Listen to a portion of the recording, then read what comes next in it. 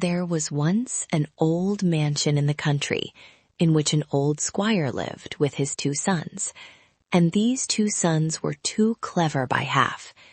They had made up their minds to propose to the king's daughter, and they ventured to do so because she had made it known that she would take any man for a husband who had most to say for himself. These 2 took a week over their preparations. It was all the time they had for it, but it was quite enough with all their accomplishments, which were most useful. One of them knew the Latin dictionary by heart, and the town newspapers for 3 years, either forwards or backwards. The second one had made himself acquainted with all the statutes of the corporations, and what every alderman had to know. So he thought he was competent to talk about affairs of state, and he also knew how to embroider harness, for he was clever with his fingers. "I shall win the king's daughter," they both said, and their father gave each of them a beautiful horse. The one who could repeat the dictionary and the newspapers had a coal-black one, while the one who was learned in guilds and embroideries had a milk-white one. Then they smeared the corners of their mouths with oil to make them more flexible. All the servants were assembled in the courtyards to see them mount, but just then the third brother came up, for there were 3, only nobody made any account of this one, Hans Clodhopper, as he had no accomplishments like his brothers. "Where are you going with all your fine clothes on?" he asked. "To court, to talk ourselves into favor with the princess. Haven't you heard the news which is being drummed all over the country?" And then they told him the news. "Preserve us, then I must go too," said Hans Clodhopper, but his brothers laughed and rode away. "Father, give me a horse. I want to get married too. If she takes me, she takes me, and if she doesn't take me, I shall take her all the same." "Stuff and nonsense," said his father. "I will give no horse to you. Why, you have got nothing to say for yourself. Now your brothers are fine fellows." "If I mayn't have a horse," said Hans Clodhopper, "I'll take the billy goat. He is my own, and he can carry me very well." And he seated himself astride the billy goat, dug his heels into its sides, and galloped off down the high road. Whoo, what a pace they went at.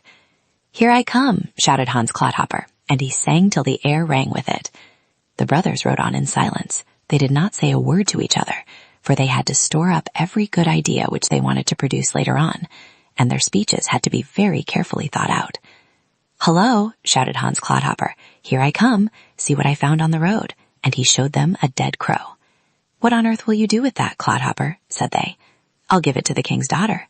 "Yes, I would do that," said they, and they rode on laughing. "Hello, here I come. See what I have found. One doesn't find such a thing as this every day on the road." The brothers turned round to see what it was. "Clodhopper," said they, "it's nothing but an old wooden shoe with the upper part broken off. Is the princess to have that too?" "Yes, indeed she is," said Hans, and the brothers again rode on laughing. "Hello, hello, here I am," shouted Hans Clodhopper. "Now this is famous." "What have you found this time?" asked the brothers. "Now won't the princess be delighted?" "Why," said the brothers, "it's only sand picked up out of the ditch." "Yes, that is," said Hans Clodhopper, "and the finest kind of sand too. You can hardly hold it." And he filled his pockets with it. The brothers rode on as fast as they could, and arrived at the town gates a whole hour before him. At the gate the suitors received tickets in the order of their arrival, and they were arranged in rows, 6 in each file, and so close together that they couldn't move their arms, which was a very good thing, or they would have torn each other's garments off, merely because one stood in front of the other. All the other inhabitants of the town stood round the castle, peeping in at the windows to see the king's daughter receive the suitors, and as each one came into the room he lost the power of speech. "No good," said the princess, "away with him." Now came the brother who could repeat the lexicon, but he had entirely forgotten it while standing in the ranks. The floor creaked, and the ceiling was made of looking-glass, so that he saw himself standing on his head. And at every window sat 3 clerks and an alderman, who wrote down all that was said, so that it might be sent to the papers at once, and sold for a halfpenny at the street corners.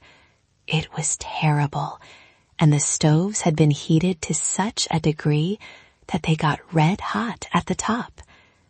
"'Tis terribly hot in here," said the suitor.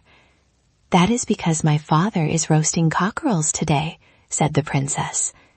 Bah! There he stood like a fool.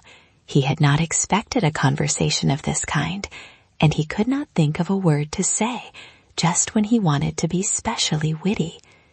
"No good," said the king's daughter. away with him, and he had to go. Then came the second brother. "There's a fearful heat here," said he. "Yes, we are roasting cockerels today," said the king's daughter. "What did? What?" said he, and all the reporters duly wrote, "What did? What?" "No good," said the king's daughter. "Away with him." Then came Hans Clodhopper. He rode the billy goat right into the room. "What a burning heat you have here," said he. "That is because I am roasting cockerels," said the king's daughter. "That is very convenient," said Hans Clodhopper. "Then I suppose I can get a crow roasted too." "Yes, very well," said the king's daughter. "But have you anything to roast it in? For I have neither pot nor pan." "But I have," said Hans Clodhopper. "Here is a cooking pot." And he brought out the wooden shoe and put the crow into it. "Why, you have enough for a whole meal," said the king's daughter. "But where shall we get any dripping to baste it with?" "Oh, I have some in my pocket," said Hans Clodhopper. "I have enough and to spare," and he poured a little of the sand out of his pocket. "Now I like that," said the princess. "You have an answer for everything, and you have something to say for yourself. I will have you for a husband. But do you know that every word we have said will be in the paper tomorrow? For at every window sit 3 clerks and an alderman, and the alderman is the worst, for he doesn't understand." She said this to frighten him. All the clerks sniggered and made blots of ink on the floor. "Oh, those are the gentry," said Hans Clodhopper. "Then I must give the alderman the best thing I have," and he turned out his pockets and threw the sand in his face. "That was cleverly done," said the princess. "I couldn't have done it, but I will try to learn." So Hans Clodhopper became king, gained a wife and a crown, and sat upon the throne.